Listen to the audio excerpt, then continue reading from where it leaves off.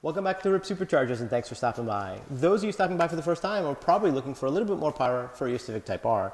Now, the FK8 chassis, the 10th generation Civic Type R, is already a fantastic car, 306 horsepower, a lot of torque, turbocharged 2-liter, fantastic vehicle. What can we possibly do to the K20 C1 to make it better? Well, RIPP Superchargers have been around quite some time, 27 years now. And before we became this really cool RIPP Supercharger company that makes superchargers for various vehicles, we also played with Hondas. As a matter of fact, we campaigned a race car back in the 90s that went 990 and 152 miles an hour. Right here in New Jersey, we went 990. Yeah, we won the Fall Nationals in 1998. So it was pretty quick. It was a good car. There was only 10 fast cars in the country anyway, and we were one of them. So we're proud to be able to do that. So we know our way around a Honda. How did we get to have this Honda behind us? Is we built an ignition system somewhere in the middle, right? So somewhere in between when we were developing supercharger kits, we found that the coils in the V6 Pentastar, 3.6 liter Pentastar, had an anomaly. I guess it was running out of spark energy. It was a misfire in there. So we started focusing, and really we went back to what we used to do in our Honda days. When we turbocharged Hondas, we used to put big ignition systems in those cars to deal with that power. So we kind of just went back, consulted with ourselves, and went forward and reverse engineered the factory coil, and that's how we got here. This coil right here is what started it all. Now, the challenge is building something that works within the factory parameters, right? We're not building a race car here like we were back then. Electronics have matured, cars have gotten more complicated, OBD2 has gotten more complicated, so you can't really just put a honking big coil in a vehicle and expect it to work. It just won't. It has parameters you have to follow, rules, let's say. So what we did was we cut apart a factory coil, and we reverse engineered it. So we found what can be done better. So that's not to say that the coil is bad, but under performance situations, you can make it better to a racing standard. And that's what we're doing. Now, inside a coil is not rocket science, right? Those of you who haven't seen any of our other videos where we go over this topic, a coil is really just sort of a capacitor, a transformer as such, and inside there's some windings, and it's around an iron core, and that has to charge and deplete energy. That spark then lights up the fuel in your car, and you make power in that combustion cycle. So that's really what's going on. It's really sort of very pivotal in the sense that the stronger it is, the more fuel you actually ignite. So is the coil in your car bad?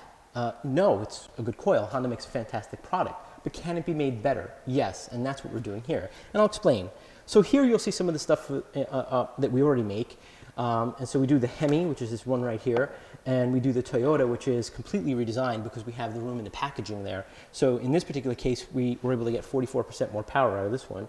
And then the original one that we did, which is for the 3.6 liter Pentastar, which fits all the vehicles they put that engine in, because they put that engine in everything. So, but these are yours. So these are not any color yet, and we'll go over that at the end of the video, but these are the actual prototypes right here. So when you cut this open, you see the way Honda decides that they're going to, store this energy and deplete it, and you start to reverse engineer it. And believe it or not, the quality of the winding, the copper itself, right, the level of oxygen that's in the copper matters. The iron core that you're using inside and the quality of that matters. And even this urethane inside, how it dissipates heat matters. All that amounts to, let's say, a 20% gain in energy. However, these are 10% at redline, and that's what you need to focus on.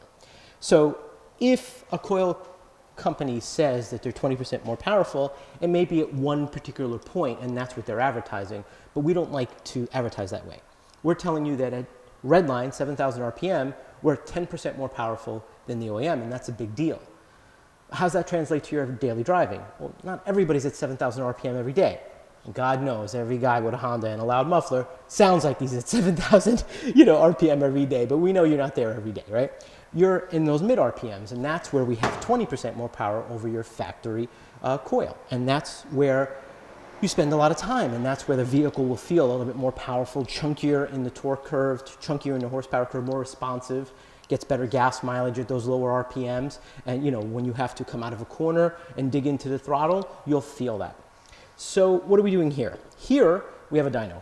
A chassis dyno measures the horsepower at the wheel, not at the crank. And so we're testing this vehicle both before and after, and we're making a pass to test the difference between the two. What's great about this is we're doing it on the same car, on the same day, with the same fuel, the same, the same weather as well. And that translates to a really good one-on-one test. We're not making any other changes. And the car behind me is stock. It has a stock exhaust system, a stock airbox, doesn't have any modifications to the ECU. The only thing we're changing here is physically the coils. So you're along for the journey. We're going to be here a few more minutes. Let me run this car in a dyno, see how it goes, and then we'll come back, make a change, explain it, see what we find. Hopefully it's good.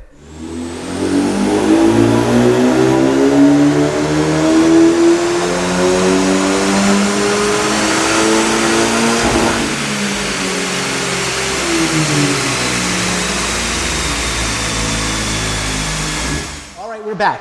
Fantastic test, and I'll show you what we got over here. But it didn't take too long to really figure it out, right? It didn't take a lot of passes to try to zone in on what we were able to accomplish here. The goal of making more power. It was actually pretty easy. It only took 9 passes total, and this is basically in summation of those passes.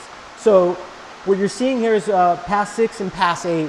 Pass 6 in red here is represented in red here. That's the vehicle stock, the stock coils, right? And that's heat soaked, so 3 runs in. So that's the worst that is going to make. So that means when I stepped on it, when it was hot, basically that represents, to me, that represents like how you'd be racing the car. If you were hot lapping cars at a track, right? That's really the worst place you could be testing a car. And that's what's happening here. So we've got some good heat soak in the car. You see the car went away, right? And as your torque line, you can see that it's under our blue line, and we'll show you our gain there. And there's your horsepower, and that's how you ended up at 286.5 in the previous, in the previous video clip that they'll show you somewhere, on the screen. All right, and now our blue, right? So that represents the passes that we made after. So hot lapped it again, 2 more passes, and we saw that that's hot. And boom, there's your gain, right? Right off the bat, you have 20 more pounds of torque the whole way, and you've got 10 more horsepower, which is maintained, right? So your torque is heavier all the way to mid RPM, 4,000. All the VTEC magic happens, and you still have that happen. You still have more power, rather, right? All the way to red line. We never drop off. Why? Because we're delivering more energy to the top of the piston to ignite more fuel, and therefore you're making more power. That's free power. It takes 10 minutes to install these. You didn't have to tune the vehicle or change anything else, and boom, you got it. But as always, when we say we have 20% more power down low, you could see that it manifests itself. And then as the coil is firing, in 2.5 milliseconds and firing again and firing again and firing again, the energy is being depleted. So our process here of amplifying, right? That's really all it is if you really want to simplify it, right? The coil is an amplifier. Instead of amplifying a subwoofer system, you're amplifying the spark. So our process here is to make a better amplifier. Maintains more power. So if you could make 10 horsepower, 1 horsepower less, but 10 horsepower by just bolting on 1 mod, it's a win, right? So that's where we're at here. So I think we've done what we're supposed to do here. We've accomplished our goal, and we've proven that building something better does work without it being overcomplicated. And it's manifested itself on the dyno and presented the information the right way. So we're totally happy. Hopefully you'll be happy, and maybe when they come out, you might buy something. So we're all on the Instagrams and the Facebooks and the things and the that, so you can grab us there, RIPP Superchargers. Online, www.rippmods.com for product information. You just give us a call too. We pick up the phone. So thanks for stopping by.